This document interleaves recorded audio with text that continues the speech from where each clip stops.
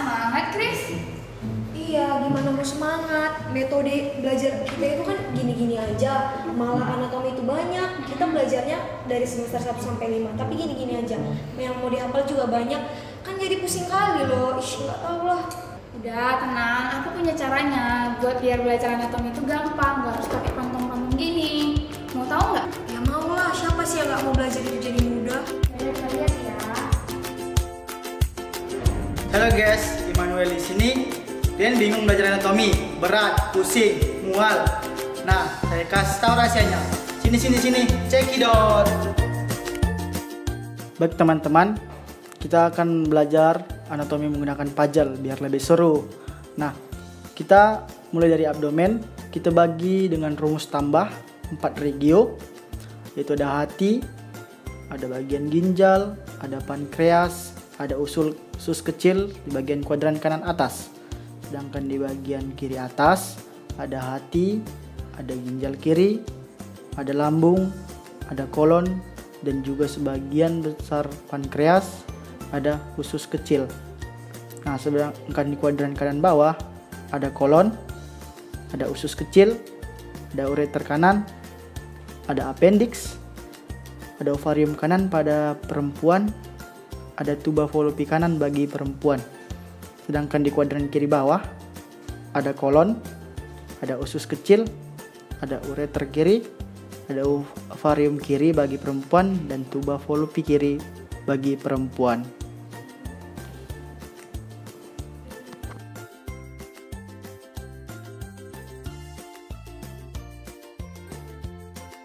Hepar merupakan kelenjar terbesar dan organ metabolik utama tubuh, yaitu sebesar 1,2 sampai 1,8 kg.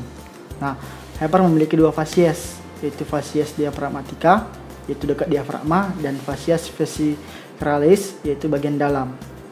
Nah, hepar juga memiliki 4 lobus, yaitu lobus dextra, lobus sinistra,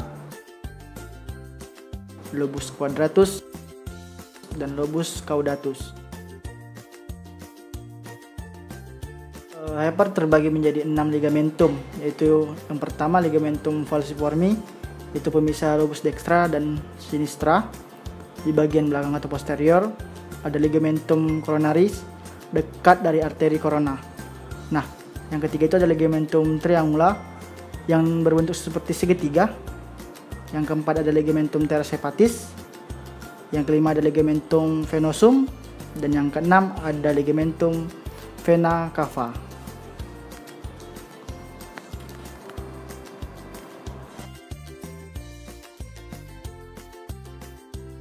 Oke, kita akan melanjutkan mengenai anatomi perdarahan hepar.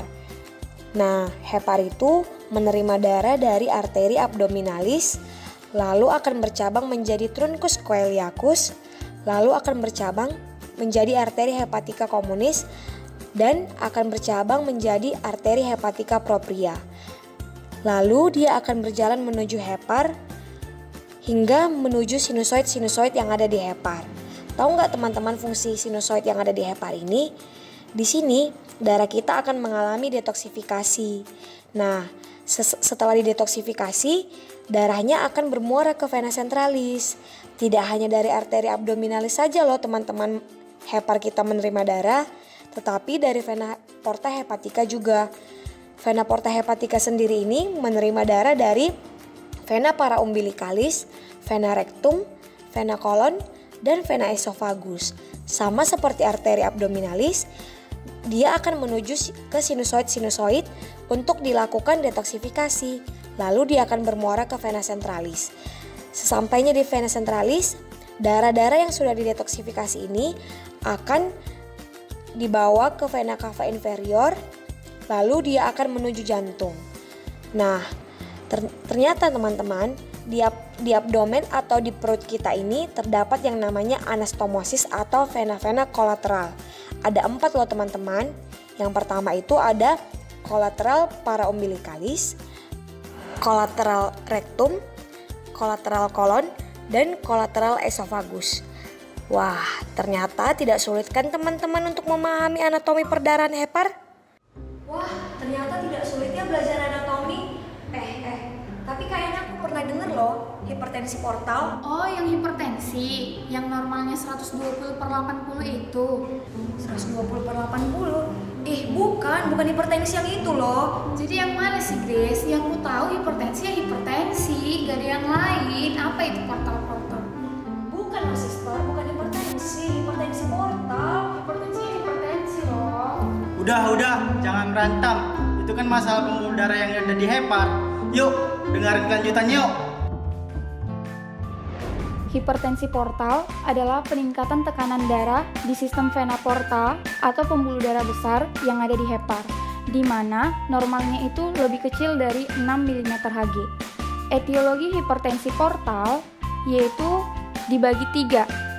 Ada prehepatik, yaitu trombosis vena portal, ada yang hepatik, sirosis hati, ada yang poshepatik, yaitu trombosis vena cava inferior.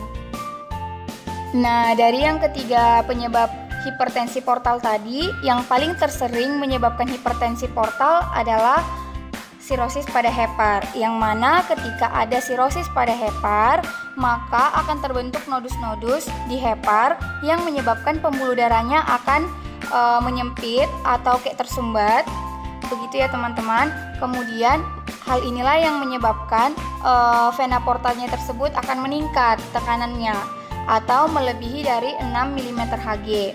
Nah, akibat tekanan pada vena porta meningkat, maka pintu-pintu atau vena-vena kolateral tadi akan membuka. Nah, terbukanya vena-vena kolateral inilah yang akan menimbulkan tanda dan gejala. Nah, tadi kan vena kolateral ada di berbagai bagian abdomen kita. Nanti maka dia akan mengenai organ pada paraumbilikus, pada rektum, pada kolon, dan pada esofagus.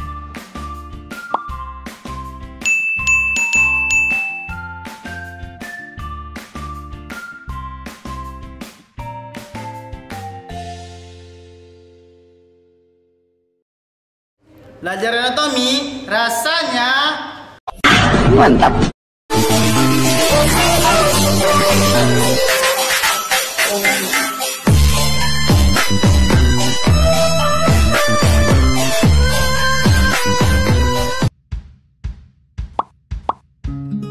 Wah, ternyata belajar anatomi tidak sesulit yang kukira. Enak lagi, sekalian dapat pelajaran tentang penyakitnya.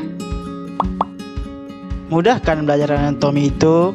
Ingat ya, tidak ada yang sulit selagi kita bisa mempelajarinya. Banyak jalan ke Roma bosku. Semoga kalian suka dan semoga video kami bermanfaat ya teman-teman. Mau lihat Tegoda? Horas!